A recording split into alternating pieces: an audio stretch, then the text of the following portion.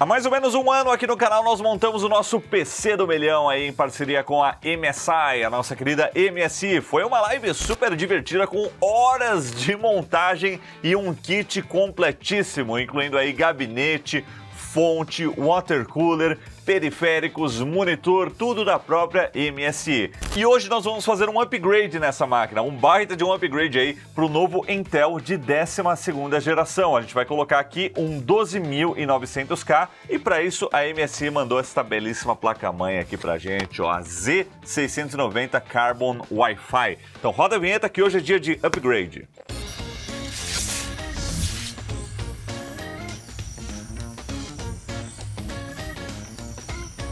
Eu tava revendo aqui a nossa live da montagem, deu 4 horas e 56 minutos. Como eu sei que não é todo mundo que tem 5 horas livres aí para assistir uma live de montagem de PC, lá no Cortes do Loop ao vivo, ó, tem um corte de 22 minutos aí com resumão deste PC aqui. Mas para quem não se lembra, o que nós temos aqui é um Intel Core i9 11900K, ou seja, um i9 aí de 11ª geração, uma GeForce RTX 3060, placa-mãe da MSI, a MAG Z590 Ace e memórias da XPG, tanto memória RAM 32GB como o SSD NVMe de 1TB. Então essa é a configuração aqui dessa máquina e esse é um vídeo muito legal também porque a gente vai fazer um comparativo da 11ª geração da Intel para a 12ª, né? A gente vai colocar aqui o 12900K, que é o i9 de 12ª geração. Então a gente já rodou uma série de testes nessa máquina aqui, incluindo o consumo de energia, e a gente vai fazer a troca, rodar esses testes novamente e aí mostrar para vocês o desempenho como estava antes e como ficou depois. E uma curiosidade é que a gente está naquela situação, né? Ok, eu tenho o Intel de 12ª geração e quero colocar aqui nesse PC. Será que vai rolar? Vamos ver.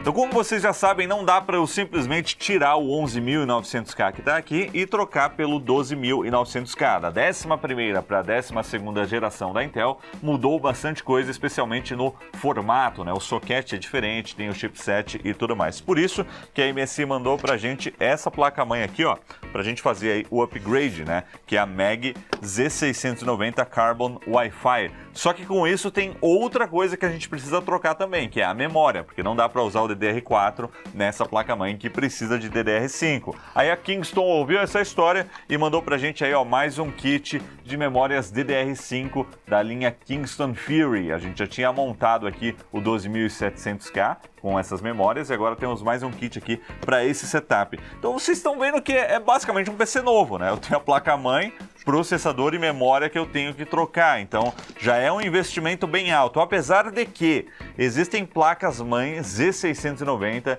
que trazem DDR4, e isso a gente vai mostrar num próximo vídeo, então fiquem ligados, porque DDR5 nesse momento, especialmente para jogos, não está tendo muita vantagem não, então acho que não é um investimento que vale a pena ainda. Mais para frente, quando a memória estiver mais madura, né, a gente tiver aí velocidades mais altas e tudo mais, talvez seja um ganho legal, mas por enquanto não está muito relevante. Então, o que a gente vai ter que fazer aqui é basicamente tirar tudo, né? A gente vai manter só o SSD e a GPU.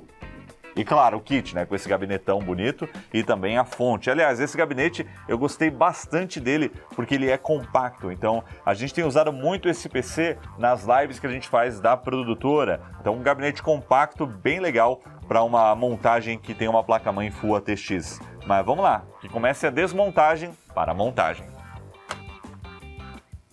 Ó, alguém roubou um parafuso do cooler aqui, hein? Quando eu montei, tava com tudo. Ó, dica bacana aqui da GPU, hein? Esses organizadores de cabo aqui em U, ó, que ajudam a deixar tudo mais bonitinho, mais organizado aí na hora de passar os cabos da GPU. Link na descrição.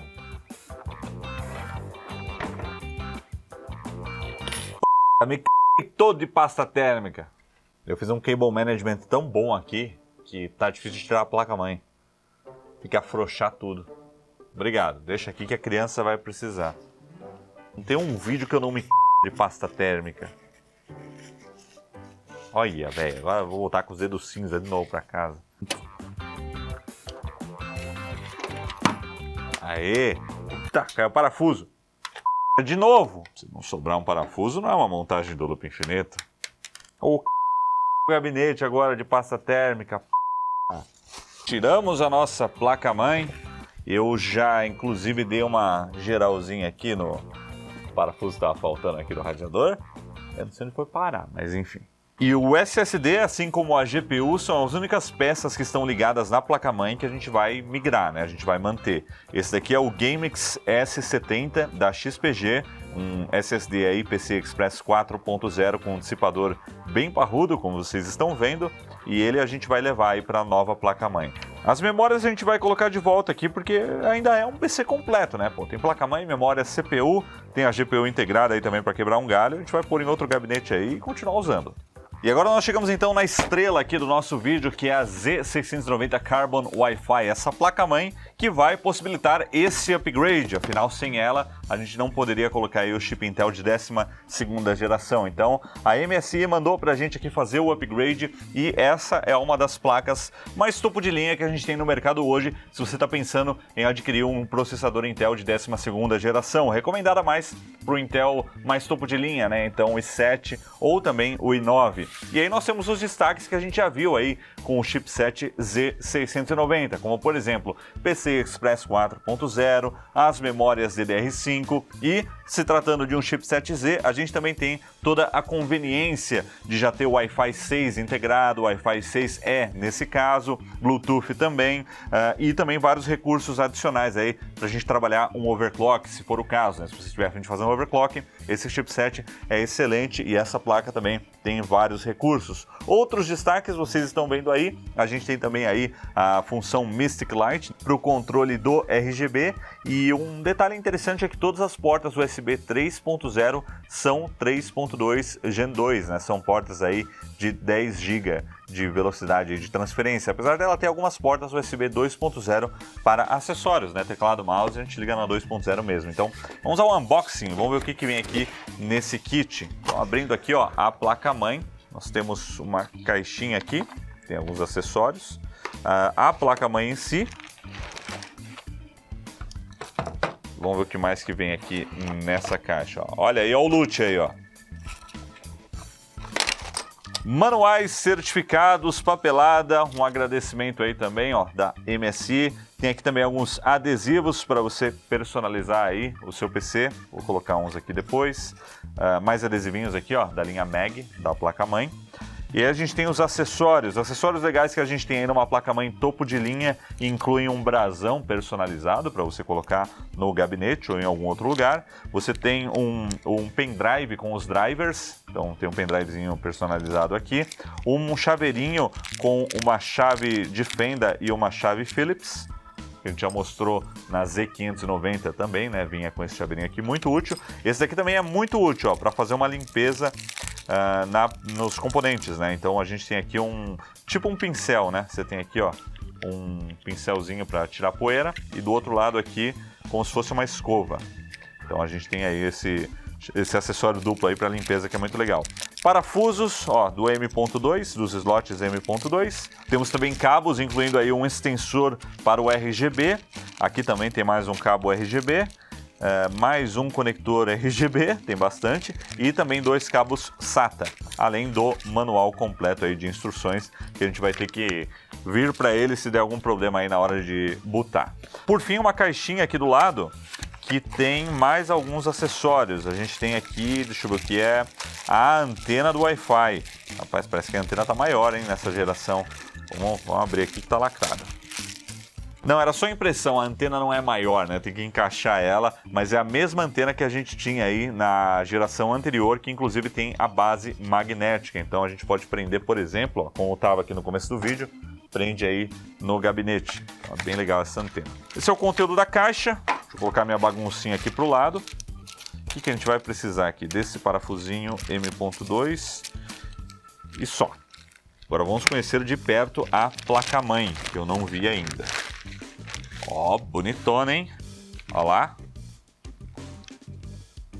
Então vamos dar aquela analisada aqui nos detalhes aí dessa placa-mãe. Deixa eu colocar ela aqui em cima da caixa para ficar mais fácil. Ó, esteticamente ela é discreta. Aliás, ela é parecida com a Mag Z590, mas ela é mais discreta, né? Ela tem um tom de cor, não tem... Aqui a gente ainda tinha alguns detalhes dourados, aqui não, aqui é tudo preto e cinza, inclusive com um acabamento aqui, ó, de fibra de carbono aqui no... Não é o dissipador aqui em cima, né? É só a tampa aqui do I/O, né? Das conectividades aqui atrás. O dissipador do VRM está aqui atrás também, bem parrudo aí para aguentar um overclock, uma gestão de energia legal. A gente tem aqui também, ó, esse acabamento. Então acho que aqui são as luzes, né? Acho que a parte aqui deve acender, ou pelo menos aqui o carbon, parece ser translúcido. Vamos descobrir daqui a pouco. E assim, uma estilização bacana na placa. E em termos de recursos, a gente tem aí 4 slots para memórias DDR5, suportando até 128 GB, nativamente na frequência 6.400 MHz, é o nativo suportado aí pela placa. A gente tem também os 2 slots PCI Express 5.0 que rodam aí até X16 e um slot PCI Express 3.0 que também roda em X16. E agora eu vou tirar aqui as tampinhas dos slots M.2 para a gente conhecer melhor, né? Lembrando que ela tem suporte aí a 4 slots M.2, então dá para você colocar 4 SSDs NVMe.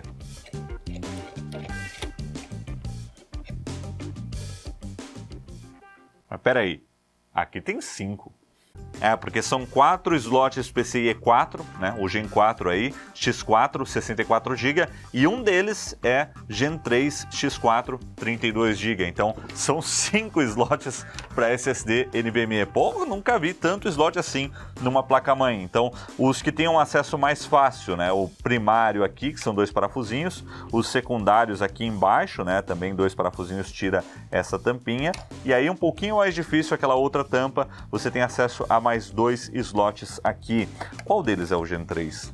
Bom, deve ser o último. Por fim, nós temos o dissipador aqui do chipset, né, uma dissipação de calor passiva nesse chipset Z690, e o resto, né, a disposição dos conectores, da alimentação da placa-mãe, muito parecida aí com a geração anterior, né? Aqui os 2 conectores de 8 pinos aqui para o processador, 24 pinos aqui para a placa-mãe, fãs e RGB, tem um RGB aqui em cima, CPU, water cooler, né, os fãs aqui, gabinete aqui do lado, também tem mais um slotzinho aqui RGB, tem mais RGB aqui embaixo, vários fãs aqui do lado. Em termos de USB, tem uma 3 aqui que sai para o gabinete, tipo C também, 2 USBs 2.0 ali embaixo, a conexão para o speaker, para os botões do gabinete e por aí vai. E aí o socket aqui, né, o LGA 1700, esse socket novo, que comporta aí o chip Intel de 12ª geração.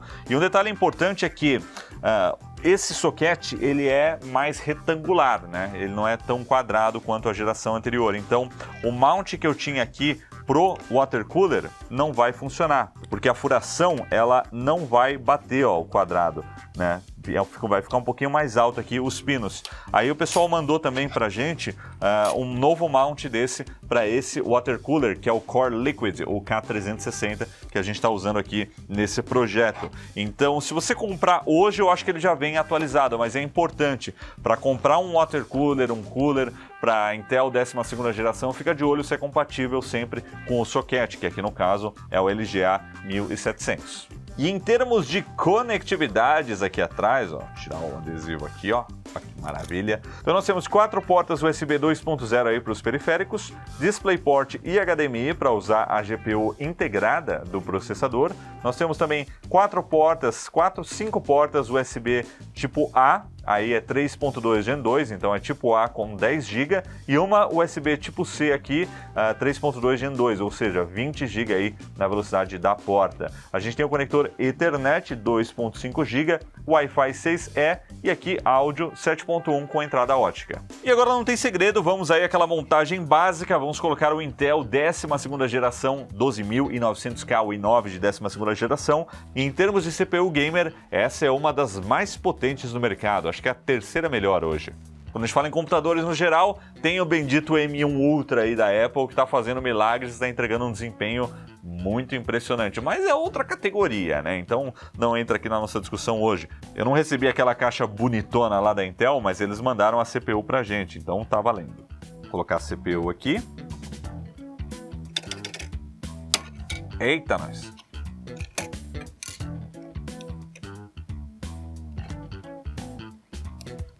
Pronto, CPU instalada, guardar a tampinha. Vamos colocar o nosso SSD aqui também. Ah, que bom que o parafuso, ó, já estava aqui, ó, já tinha um parafusinho. Vou aproveitar e colocar o resto das tampinhas aqui dos NVMEs e eu vou deixar essa daqui exposta por causa do tamanho desse dissipador, né? Não dá para fechar, então vai ficar como estava no outro setup que a gente tinha feito. E por fim, memória RAM, nós temos aqui um kit Kingston Fury com 2 pentes aí de 16 GB cada, o kit 32 GB de memória DDR5, rodando aí na frequência nativa de 5.200 MHz. Dá para fazer um overclockzinho, mas esse kit aqui é 5.200 MHz. Lembrando que a Kingston foi uma marca pioneira aí no DDR5. Por muito tempo a gente só encontrava memórias Kingston para esses setups. Continuam sendo aí uma excelente escolha. O link está na descrição dessas memórias e é a nossa indicação aqui no Loop Infinito. Vamos lá, deixa eu abrir aqui. Está difícil de abrir, mas abriu. Kingston Fury da série Beast, que é uma memória mais simples, não tem RGB, mas eles vão lançar em breve um kit DDR5 que traz a iluminação RGB também. Aí a gente mostra aqui no canal num futuro projeto. Então vamos montar aqui, ó, em Dual Channel.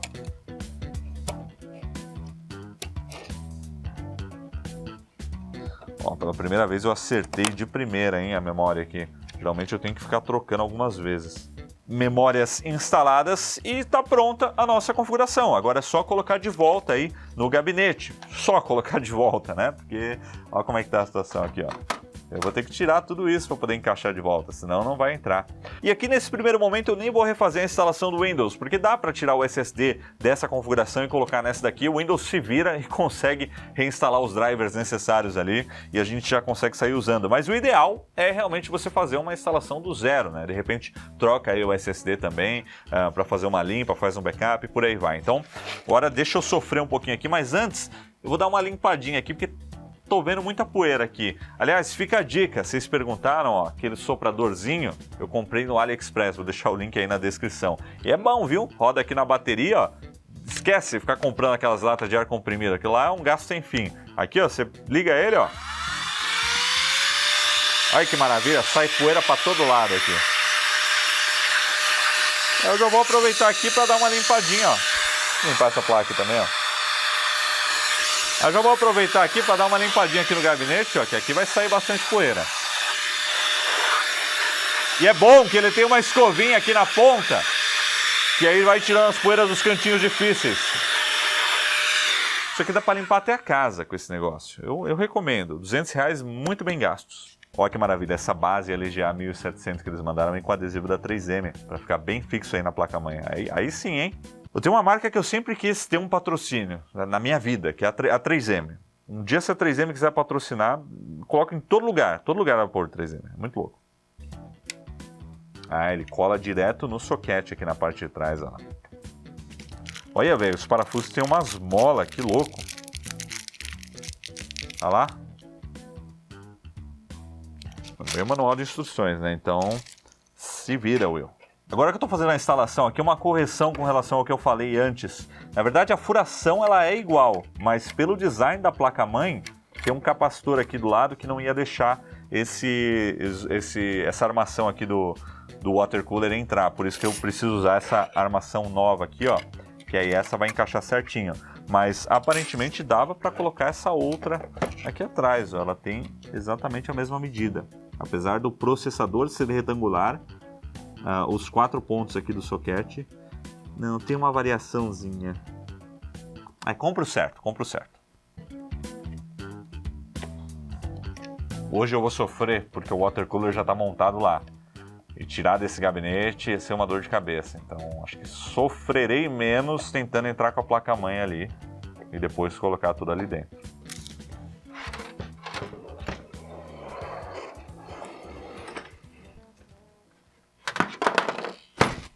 Agora é freestyle.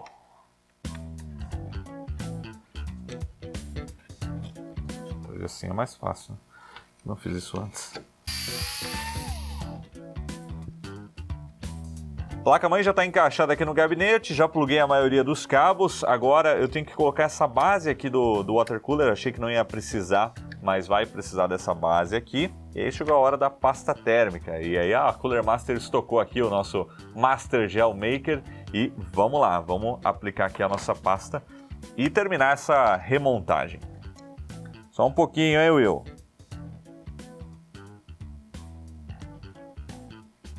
Vazou um monte aqui, ó. Só mais um pouquinho, vai. Nossa, velho, que desastre. Nossa, eu já... Nossa, caraca, velho. Que é isso, hein? Eu não consigo. É o ângulo. É o ângulo que eu tô aqui que tá ruim. Você pegou aí a minha obra de arte? Já fui melhor. 2000 anos depois.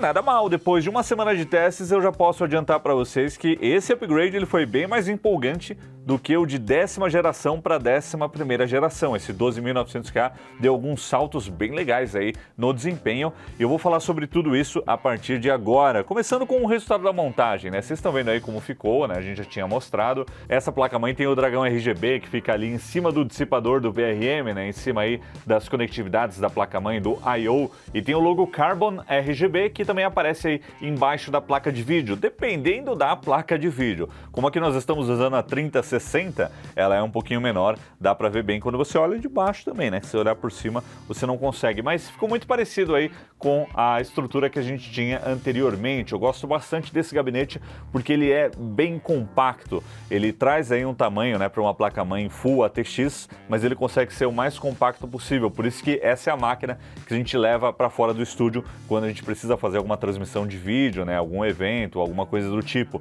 Então daqui a pouco eu comento sobre essa experiência, mas vamos lá. Vamos falar um pouquinho sobre a grande estrela do nosso vídeo, que é o 12.900K. Ele está aqui no CPU-Z, o Alder Lake com a litografia de 10 nanômetros, né, o processo de fabricação que também caiu, trazendo mais eficiência e um TDP aí de 125 watts. Ele está rodando aqui com a configuração padrão, eu não fiz overclock, na verdade eu nem pretendo fazer overclock porque esse processador já é um absurdo, já é bom demais. E para a gente rever aí as especificações técnicas dele, a gente tem aí 16 núcleos, né? E 8 desses núcleos são para eficiência, enquanto os outros 8 são aí para desempenho. Esses 8 núcleos de desempenho trazem 2 threads cada um, e aí a gente tem 16 threads de desempenho e 8 núcleos /threads, né, também aí de eficiência energética. Então é assim que funciona a distribuição, com o cache chegando aí até 30 MB no L3. E com relação ao clock, ele passa de 5 GHz tranquilamente no single core. Então as especificações na verdade são curiosas, porque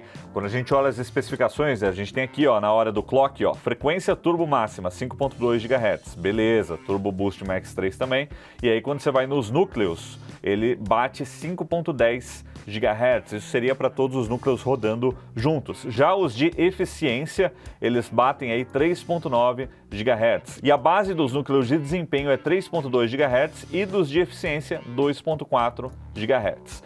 E essa só não é a CPU mais potente do mercado para jogos hoje, porque a AMD já respondeu com o Ryzen 7 5800X 3D, que traz aí 100 MB de cache. Mas a Intel também já respondeu a AMD com o 12.900KS, que eleva o TDP do 12.900K de 125 para 150 watts. E aí, tecnicamente, o 12.900KS, até o momento da publicação desse vídeo, é o mais potente aí para jogos. Então o 12.900K está em terceiro lugar. Mas assim, a gente já tá falando de um nível que, tipo, não precisa, né? Essa CPU é um exagero para as nossas tarefas do dia a dia e também para jogar, como vocês vão ver daqui a pouco em alguns resultados. Mas a gente gosta de mostrar aí todos os detalhes, incluindo aqui, ó, a placa-mãe, a Z690 Carbon Wi-Fi, que traz aí PCI Express 5.0, a largura de banda tá no PCIe 4, porque essa GPU ainda é PCI Express 4, né? A gente ainda vai ver dispositivos aí no futuro que trazem essa especificação. Agora a memória DDR5 rodando aí em 4.800 MHz, Kingston Fury, os dois pentes aí, dá para subir um pouquinho, mas a gente quis deixar mais seguro, né? Porque a gente usou essa máquina para fazer um trabalho e aí eu falei, vamos deixar no mais seguro para evitar interrupções. Apesar de que tivemos interrupções, porque eu esqueci de atualizar a BIOS. Simples update de BIOS, né, velho? É burro, Will, não aprende. Tira da caixa uma placa que veio para testar, que deve ter saído da fábrica, veio direto para cá, e não atualiza a BIOS. Aprendeu na marra. Mas é para vocês verem como uma simples atualização de BIOS pode... Estão rindo de mim aqui atrás da câmera. Tá, dá risada, né? Pra você que se lá na hora. O que acontecia é que o PC travava quando rolava uma carga gráfica muito pesada. Então a gente aqui tentando rodar benchmark, putz, o negócio tá reiniciando. Aí troca a memória, não é memória, troca a CPU, não é a CPU. Aí vai ver a atualização de BIOS, é isso aí, o Will burro. Mas atualizamos e está tudo ok. O restante que nós temos aqui nós não mexemos, né? Então o SSD, o XPG GameX S70 e a RTX 3060. Apesar de que depois a gente vai fazer alguns testes aí da GPU integrada, a UHD Graphics 770. Mas assim, um 12.900K, uma CPU desse calibre, eu não sei se alguém vai comprar ela para usar a GPU integrada, né? Você sempre vai comprar e montar um setup mais potente, mas enfim, depois a gente vai testar também e ver como é que tá esse desempenho. Mas hoje não, hoje vamos só falar um pouquinho do desempenho da CPU. E antes de ir para os benchmarks, para os resultados aí dos nossos testes, quero falar um pouquinho sobre o controle dessa placa-mãe e também desse cooler, que melhorou um pouquinho com a atualização do software, né? Então a MSI atualizou e unificou tudo no MSI Center. Antigamente a gente tinha um app dedicado, como eu mostrei lá naquela live, pro water cooler, então tinha lá o Core Liquid específico aplicativo. Não, agora é tudo aqui no MSI Center e aqui a gente tem as opções, né? Eu posso exibir até 3 informações. No geral a gente deixa aí frequência e temperatura da CPU, mas você pode colocar uma imagem personalizada também, uma imagem animada, você pode personalizar um banner, você pode colocar um relógio também e por aí vai. Como vocês estão vendo, ele está sendo bem responsivo, né? Eu troco aqui, ele já atualiza ali. Mas eu vou deixar aqui no monitoramento de hardware, que é o mais útil, na minha opinião. A gente tem também aqui as configurações das ventoinhas, né, dos fãs, para a gente personalizar o modo, se quer ele mais agressivo, se quer ele mais silencioso, que a gente costuma deixar aqui no loop no silencioso mesmo. E aí aqui a gente tem outros recursos aí de monitoramento de hardware, né, incluindo frequência da CPU, clock da GPU e por aí vai.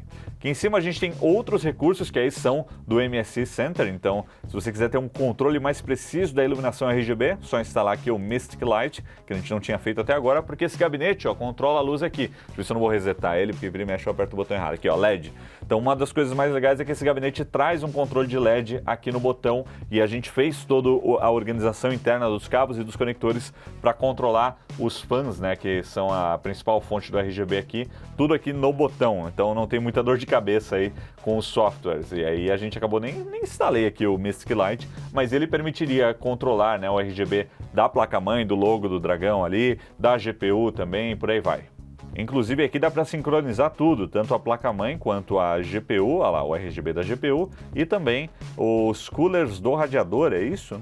Não tinha visto eles aqui, porque eles estão sendo controlados também pelo gabinete, né? Eu já fiz a passagem ali. Mas deixa eu linkar tudo aqui e deixar na cor azul igual os coolers. Gente, eu tô apanhando aqui, porque é só colocar estático ali, mas não tem, ó, não tem vários efeitos aqui, muito legal, mas quer pôr uma cor estática, eu não tô achando. Eu tenho Rainbow Flame, Meteor, tem Meteoro aqui, Lightning, Energy, Color Wave, Color Pulse, Color Shift, não tem um estático aqui, então...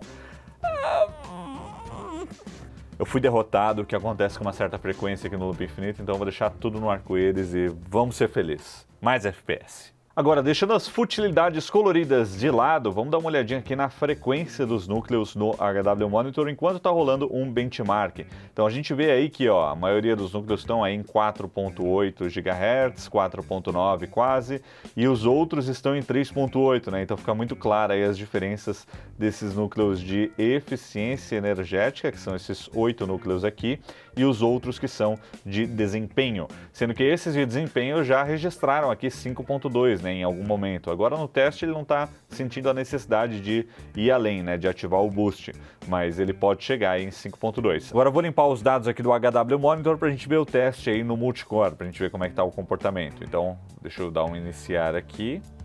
Ele está começando a fazer o teste, olha lá. Ficar um pouquinho meio fora da tela aqui, mas tudo bem.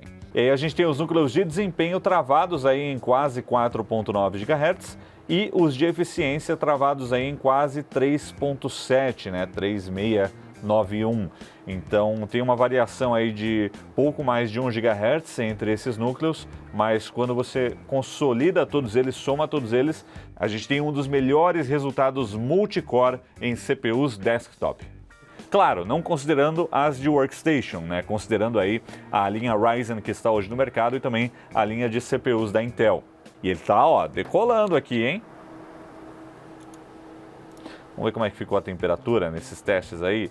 Temperatura, ó, CPU Package bateu 95 graus. Bom, tá bem de acordo com o que a gente tinha na geração anterior, era mais ou menos isso. Se você realmente rodasse no talo, mesmo com um water cooler de 360 milímetros aqui no radiador, né, com sistema push-pull ainda, né, a gente tem 3 aqui na frente levando o ar pro radiador e 2 puxando. Então mesmo com esse sistema push-pull, ele é isso aí, o negócio dá para fritar um ovo em cima dessa CPU e não mudou muito.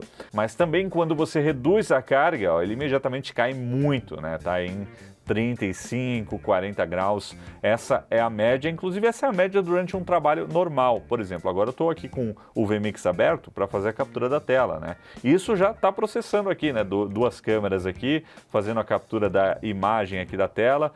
Já é um processamento, uma edição de vídeo não vai muito além disso. Então no uso normal, nesse setup, a temperatura não foi muito além de 50 graus, um pico de 86 graus. Aí quando a gente estressa no máximo, 95 é o limite que a gente alcançou. Lembrando que a gente está no estúdio com ar-condicionado, aí temperatura ambiente em torno de 23 graus. Agora vamos aos benchmarks comparando aí o 12.900K com o 11.900K e o 10.900K e também algumas CPUs aí da AMD para a gente sentir como é que tá o desempenho. E como vocês podem ver, o ganho no desempenho é considerável tanto no single core como também no multicore em relação à geração anterior. Teve um salto bem maior do que da 10ª para a primeira geração, né? Então a gente vê aí resultados bem expressivos, inclusive mesmo com um número de núcleos menor do que um 5950X, ele consegue entregar um desempenho multicore superior.